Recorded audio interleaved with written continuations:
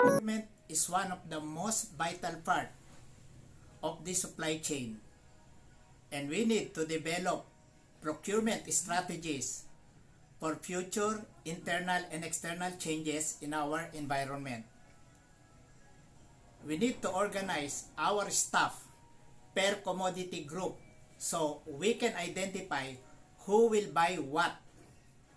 So it is per group what items they should be negotiating with.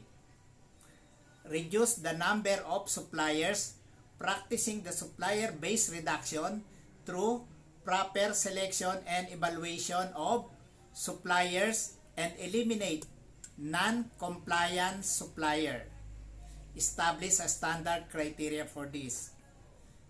Develop cost reduction program, as well develop risk reduction program so we can be agile in our operation.